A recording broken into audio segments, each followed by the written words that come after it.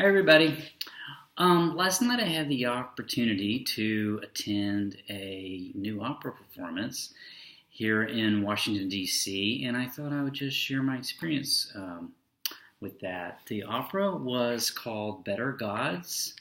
Here is the program there, and just an FYI, there's my ticket. Kennedy Center.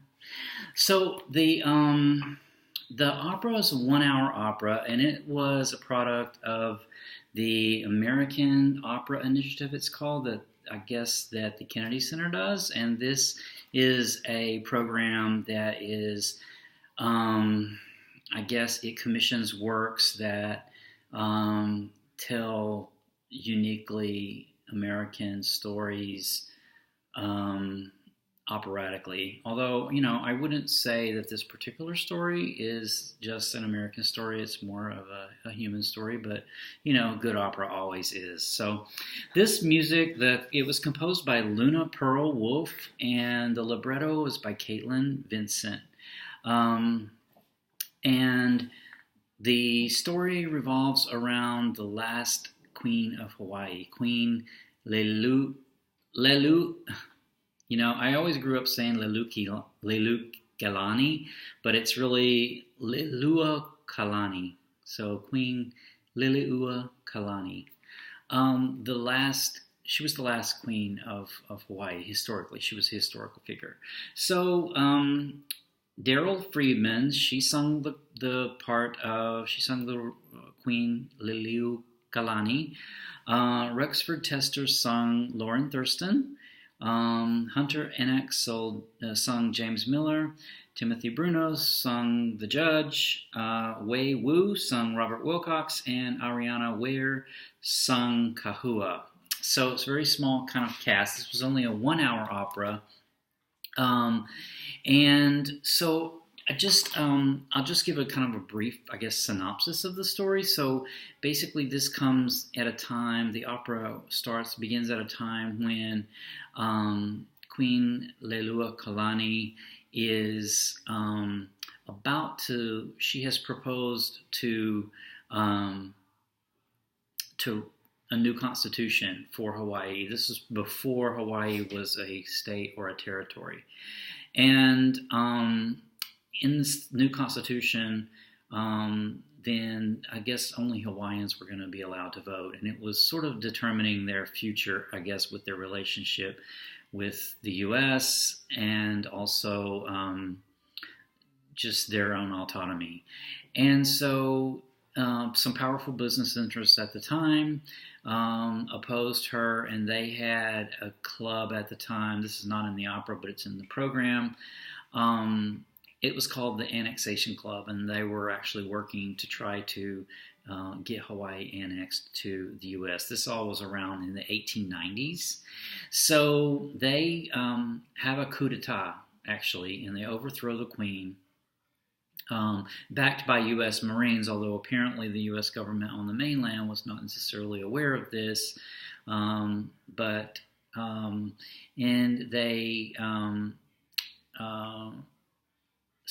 they justify it by saying she was endangering American lives and American interests. So she's overthrown. She's put under arrest.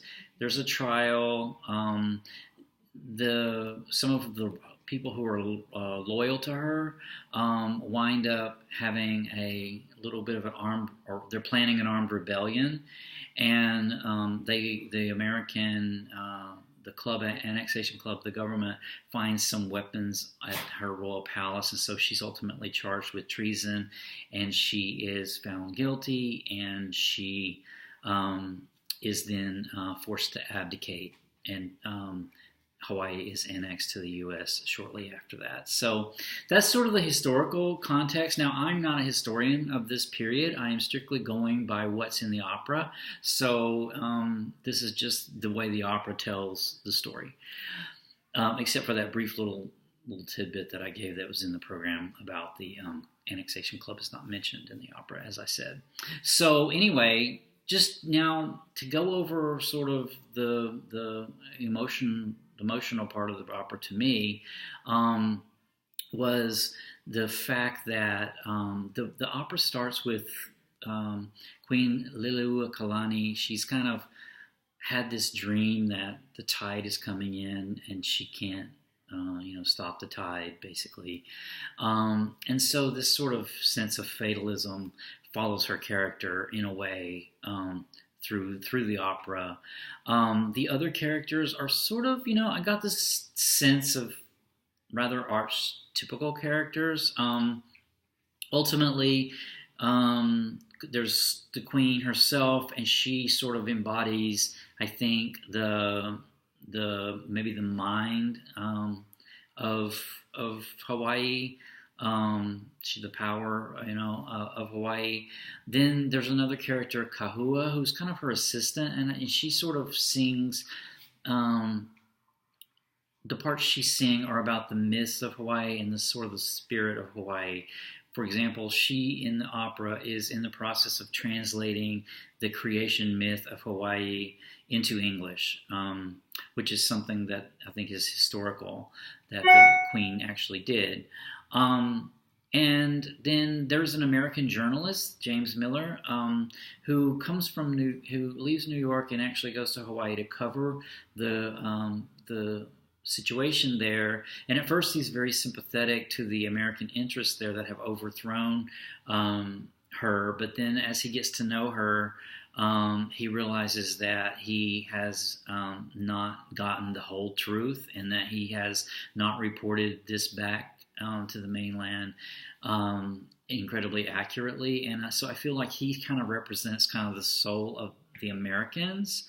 Then we have the business side of it, the imperialistic side of the Americans, which is embodied in this guy Lauren Thurston, who is a historical figure, and he is presents the side of, we are doing what's best for the Hawaiians. We are bringing progress. We're bringing them better gods, and that's hence the name of this opera. Better gods, meaning commerce. The 20th century's coming. This is in the 1890s. Factories, progress, in other words. And then the other main character is this Robert Wilcox character, who is a loyalist to Queen Lili'uokalani, and ultimately he is sort of plans the rebellion that winds up getting discovered and causing her to have to abdicate. And I think he represents kind of, the physical, emotional, physical Hawaiian people, meaning he wants to act. He wants to act in this way to defend their culture. So it all kind of comes together where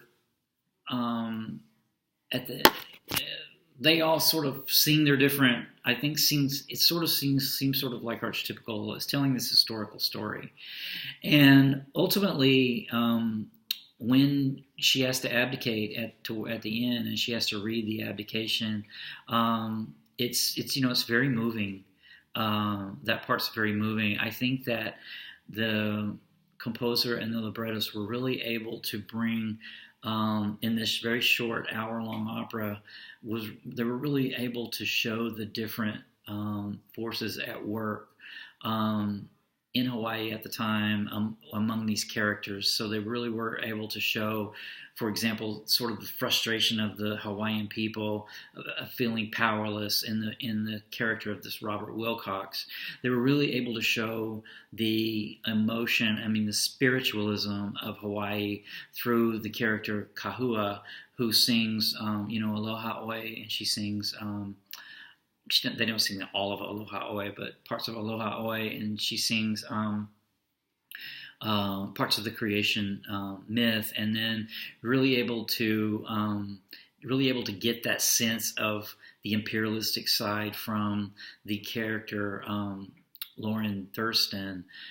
Came out very strong. And then this sort of the journalist, I think it just really pictures really well this sort of the American, soul, where, I think Americans, speaking as one, we want to be good and we want to be um, doing good for the world. And so we have this myth that this is what we're doing. And he has this myth at first, and then he follows it. And this is what he reports back, that, the coup is for the best for Hawaii, the coup led by the businessmen. And then ultimately, when he learns more about it, he realizes that that wasn't the whole truth and that there was another truth there. And I think that's, he represents the soul of America. So he actually represents the audience today in a way, because he's maybe presenting us with another, with the challenge to look at this from multiple viewpoints, the different multiple viewpoints.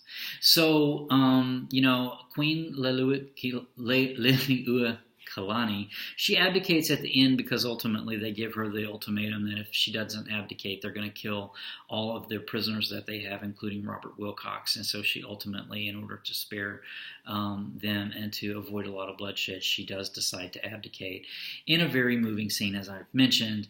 And they ask her, the journalist asks her at the end why she had abdicated, and she, hearkening back to the very beginning of the opera where she could dream the tide was coming in, she indicates that, well, the tide had come in, and so in other words, it was fate, and she had no other option. But then she says, but the tide, it came in, it will eventually go out. And so it sort of leaves us with this idea that, and now it's going out because now we're seeing her story, we're seeing the story of Hawaii, the true story of Hawaii. And so I thought that was very moving.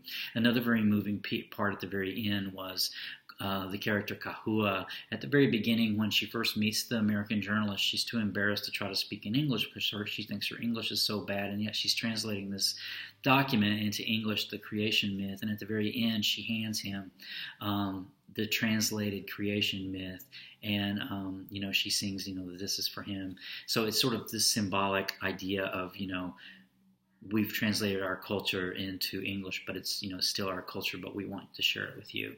So I thought that was quite beautiful as well.